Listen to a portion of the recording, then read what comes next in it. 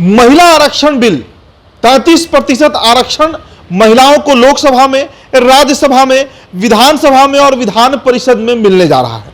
और इसका बिल जो है बजाते वो कैबिनेट से पारित किया गया। नरेंद्र मोदी की अध्यक्षता में बैठक हुई करीब 1.5 घंटे की कल देर शाम में। देखिए, संसद का विशेष सत्र चल रहा है और ये कयास लगाया जा रहा था कि कुछ बड़ा होगा और उसमें कई तरह के बिल आ सकते हैं, जिसमें एक बिल महिला आरक्षण का भी है।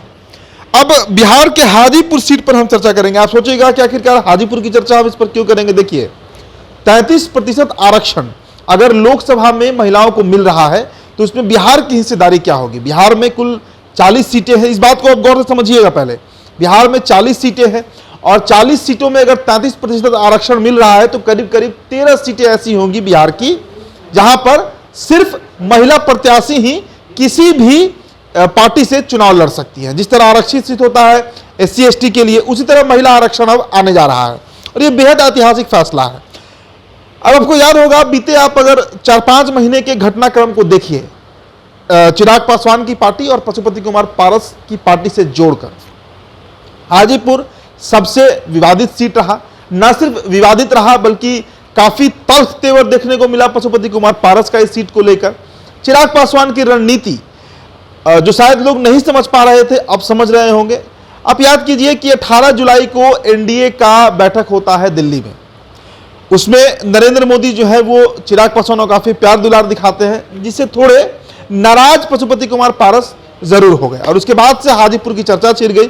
और 18 जुलाई के ही पहले उसी महीने 5 जुलाई को रामविलास पासवान का एक बड़ा आयोजन किया गया था उनके नाम पर। उनकी जन्म दिवस उनका मनाया जा रहा था, जयंती था उनका हाजीपुर में। और वहां से चिराग पासवान ने हाजीपुर को लेकर उद्घोष कर दिया कि ये भूमि जो है हाजीपुर की वो मेरी मां जैसी है और यहाँ का सारा काम जो है वो हम ही करेंगे, चुनाव हमारी पार्टी लड़ेगी, इस बात का ऐलान उन्होंने कर दिया। उसके बाद से हाजीपुर का दौरा भी चिराग का बढ़ गया।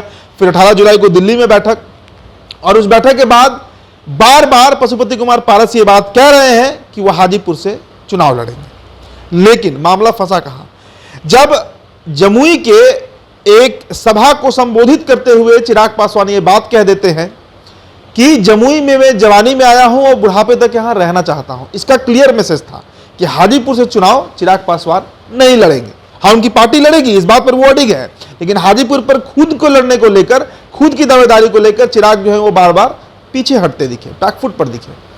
अब जब ये सीट आरक्षित हो जाएगी तो ये बात तो एकदम स्पष्ट तौर से समझना है, जानते हैं हम लोग कि हाजीपुर से फिर ना पशुपति कुमार पारस लड़ पाएंगे चुनाव और ना ही तो चिराग पासवान लड़ पाएंगे चुनाव, क्योंकि महिला आरक्षित हो जाएगी। और पिछले 1.5-2 महीने से लगातार चिराग इस बात को दोहरा रहे हैं, सार्वजनिक मंच से, मीडिया के बयानों में, हर जगह ये बात कह रहे हैं कि मेरे पिता स्वर्गीय रामविलास पासवान चाहते थे कि हाजीपुर से मेरी मां रीना पासवान चुनाव लड़े। ये बात वो बार बार कह रहे हैं।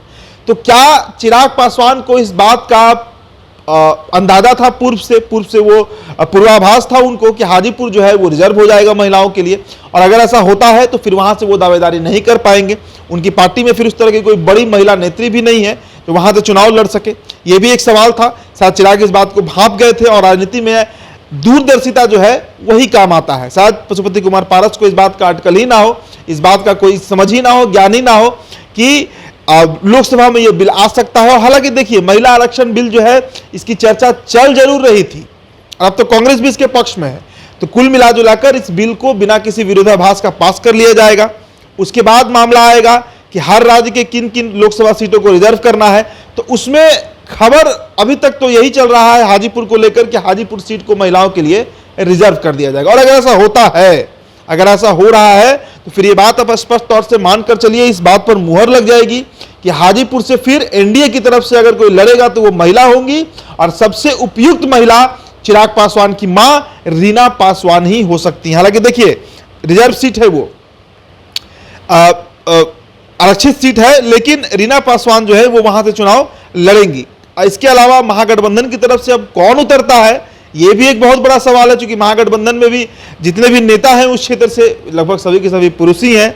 और यह हकीकत है कि महिलाओं को वो भागीदारी मिली भी नहीं। अगर मिली होती तो शायद आज इतनी की, अब सोचिए ना, बिहार का आपको एक उदाहरण देते हैं, 40 सांसद जो बिहार में है उनमें सिर्फ 3 महिला है। सिवान से कविता सिंह, वैशाली से वीणा देवी और शिवहर से रामा देवी। इसके अलावा 37 सांसद बिहार से जो है वो पुरुष हैं। तो सोचिए कि जिनकी आबादी इस देश में आधा हो, आधा आबादी जिनको कहा जाता हो, उनका रिप्रेजेंटेशन कितना है? 10% भी नहीं है लोकसभा में बिहार की तरफ से। इसको बैलेंस करने के लिए कम से कम 33% सीटों को आरक्षित करना है, जिसमें हाजीपुर भी एक सीट होगा। और चिराग ने ये बड़ी चाल चली है, अपनी मां का नाम बार बार लेकर लगभग ये कंफर्म कर दिया है कि हाजीपुर से उनकी मां चुनाव लड़ सकती है। हालांकि देखिए, इसका औपचारिक ऐलान भी नहीं हुआ है, ना इसकी पुष्टि हम कर रहे हैं, लेकिन जिस तरीके का माहौल बन रहा है, जिस तरीके की राजनीति दिख रही है, वो बात अब दूर नहीं। जब 2 महिलाएं यहां पर लड़ती दिखेंगी हाजीपुर में, जिनमें एक रीना पासवान हो सकती हैं, तो दूसरी महागठबंधन की कौन होंगी ये किसी को नहीं पता, लेकिन लड़ेंगी तो महिला ही। उनको उनका हक मिल रहा है। तमाम पार्टियां एक साथ आ गई हैं इस मसले पर। कुल मिलाजुलाकर चिराग पासवान की दूरदर्शिता थी जो शायद अब उनके पक्ष में ये हो, लेकिन पशुपति कुमार पारस का क्या, ये सबसे बड़ा सवाल रहेगा। फिलहाल इस रिपोर्ट में इतना ही। बहुत बहुत शुक्रिया।